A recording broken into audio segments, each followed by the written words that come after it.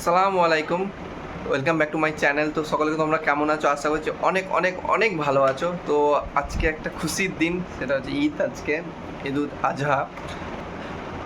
তো এখন রেডি ফেডি হয়ে যাচ্ছি, বুঝতে পারছো। তো এবার নামাজ পড়তে যাবো 7টা থেকে নামাজ আমাদের ওখানে। অনেক জায়গায় 8টা থেকে শুরু হচ্ছে, অনেক জায়গায় 7টা। তো আমাদের এখানে 7টার সময় নামাজ। তোমরা কমেন্টে জানাবে যে কটার সময় নামাজ হয়েছে তোমাদের নামাজ, যারা যারা ভিডিও দেখছো। তো চলো নামাজ পড়তে যাবো। এরপরে অনেকটাই লেট, প্রত্যেকবারই লেট হয়ে যায় এরকম, বাট প্রচণ্ড ভিড়ও হয়। গতবারে এবারে ঈদেই পড়েছে রাস্তাতে নামাজ। এবার জানি না কোথায় নামাজ পড়তে পারবো না পারবো। তো চলো যাই, বেরোচ্ছি এবার সবাই মিলে একসাথে বেরোবো, নামাজ একসাথে ডাকছে সবাই। তো দেখতে পাচ্ছ আমরা বেরিয়ে পড়েছি বাড়ি থেকে। তো একসাথে যাচ্ছি, আমি আছি, চাচা আছে, আব্বা আছে, চাচাতে ভাই আছে, আরও চাচারা আছেন। তো একসাথেই যাচ্ছি লাইন দিয়ে বাড়ি থেকে একদম ভিতরে ফাঁকা। কোনো ধরনের ব্যক্তি এগিয়ে আসবেন, কাছে যার দাম তার থেকে যে বেশি দাম দিয়ে সহযোগিতা করবেন কিনা আল্লাহর কাজে সেই টাকা ব্যবহার করা হবে। আর এর জন্য যোগাযোগ করবেন, প্রথমত কার সঙ্গে যোগাযোগ করবো সেই জন্য আপাতত দুজনের নাম ঠিক করা হয়েছে। একজন আমাদের সৈয়দ মোহাম্মদ মোশা ভাই আছেন, তখন ভাই আপনি ব্যবসা করেন, মাশাআল্লাহ ভালো ব্যবসায়ী, তার সঙ্গে যোগাযোগ করতে পারেন, কথা বলতে পারেন। আমরা ওইখানে বসবো, ওখানে রোদের কারণে জায়গাটা পুরোটা ফাঁকা আছে, বুঝতে পারছো। মানুষ এতটাই একটু রোদে নামাজ 10-20 মিনিটের জন্য নামাজও পড়াচ্ছে। তো ওইখানে দেখতে পাচ্ছি ফাঁকা এর জন্য, তো ওখানে আমরাই যাবো। তাছাড়া ফাঁকা পাচ্ছি না।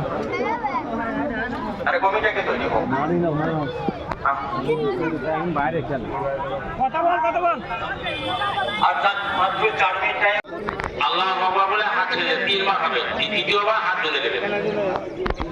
ঠিক আছে, এরকম এক রিকাত হবে। দ্বিতীয় রিকাতে বেলায় ইমাম সাহেব সূরা ফাতিহা পড়বে, সূরা পড়বে, তারপর রুকুতে যাওয়ার আগে ফের আল্লাহু আকবার 3 বার হবে। চতুর্থবার আল্লাহ বলে রুকুতে যাবে।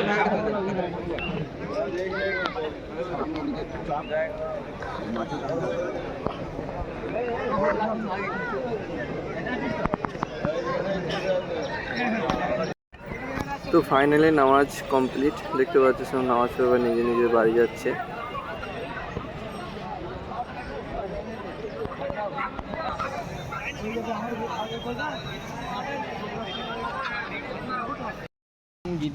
তো ঈদের নামাজ কমপ্লিট।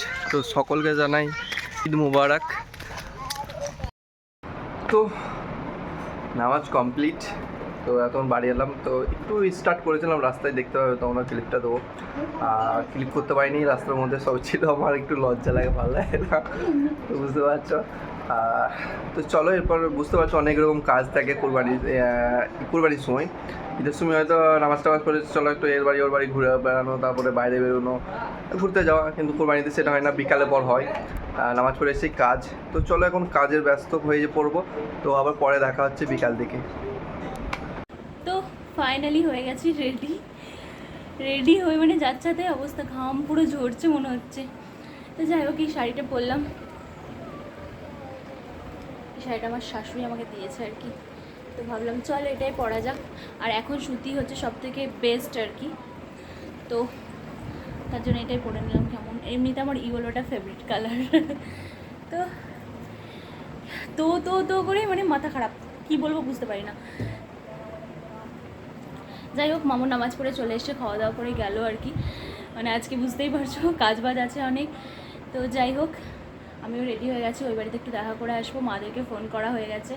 সত্যি কথা বলতে মানে 22 বছর ওখানে কাটিয়েছি। তো মানে যতবারই এখানে করি না কেন, মানে হয়তো অনেকে বলবে এটা ফার্স্ট টাইম নয়, অনেক আগেও তো করেছো, বাট তবুও না ওখানে মানে তারপরে তো আমি ওখানে থাকি, মানে এই নয় যে ওখানে থাকি না আর কি, মাদের সঙ্গেই থাকি। তবুও জানি না এই স্পেশাল ওকেশনগুলোতে তাদেরকে বেশি মিস করা হয়। আবার এখানে না থাকলে, ওখানে থাকলে আবার এখানে হয়তো মামুনকে মিস করবো। তো মানে দুদিকে পিছুটান থেকেই যায় আর কি। যাই হোক চলো, কেমন লাগছে অবশ্যই জানি। এর থেকে বেশি রেডি আমার পক্ষে আর পসিবল নয়।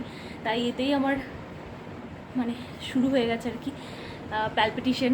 ভীষণ গরম করছে, তাও তো পিওর মানে কটন পরে আছি তারপরেও। তো চলো যাই হোক, দেখা করে আসি, তারপরে চেঞ্জ করে দেবো, বেশিক্ষণের ব্যাপার না। তো চলো সঙ্গে থাকো, দেখতে থাকো। আজকে দুজনে মিলে ভিডিওটা আর কি কন্টিনিউ করছি। ও ওর পার্ট দেখাচ্ছে, আমি আমার পার্ট দেখাচ্ছি। তো চলো সঙ্গে থাকো আর দেখতে থাকো, দেখা যাক কতক্ষণ ভিডিওটা করতে পারি, কী কী তোমাদেরকে দেখাতে পারি। তো চলো। তো আমাদের সারাদিনের পর এতক্ষণ টাইম হলো, আর সারাদিন খাটাখাটনি করার পর বুঝতে পারছি কী অবস্থা। আর এখনই এসছে এই মাত্র তানজিলেতে আমাদের দুজনে মেলা এলাম, আর এসে যা দেখতে পাচ্ছি দেখতে পাচ্ছ, এসে যা দেখতে পাচ্ছি এখানে যে বসার জায়গা হলো, যে একটু বসার জায়গা নেই, মানে এত ভিড়। ঈদে তো ভিড় হয়, ভেবেছিলাম কুরবানিতে একটু ফাঁকা পাবো, যে একটু হাওয়া খাবো মাঠে, তা সেটা উপায় নেই। কিরকম ভিড় দেখতে পাচ্ছ, প্রচণ্ড হারে ভিড়, প্রচণ্ড হারে, কল্পনার বাইরে। আর এরপর তো ব্রিজে ভিড় হয়, তো ব্রিজেও যাবো, এরপর ব্রিজে দেখা যায় কতটা ভিড় হয়। লালডাঙ্গা মাঠে কিরকম ভিড় দেখছো খালি, তা প্রচণ্ড ভিড় লালডাঙ্গা মাঠ। এটা মানে আমাদের একমাত্র এটাই জায়গা একটু এসে বসা, তো একটা বসার জায়গা নাই, সব জায়গায় বুকিং।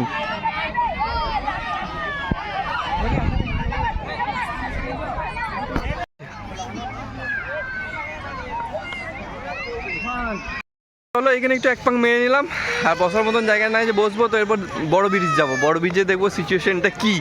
তো চলো বড় ব্রিজ যাই, বড় ব্রিজে দেখা হচ্ছে।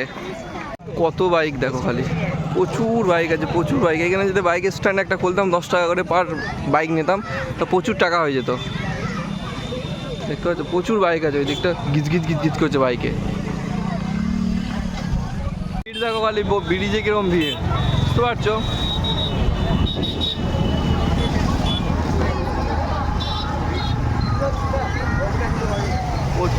প্রচুর ভিড়। ঈদের থেকে অবশ্য কম আছে, কিন্তু ভিড় তো আছে। ঈদে যাবে জ্যামটা লেগেছে, জ্যামটা নাই।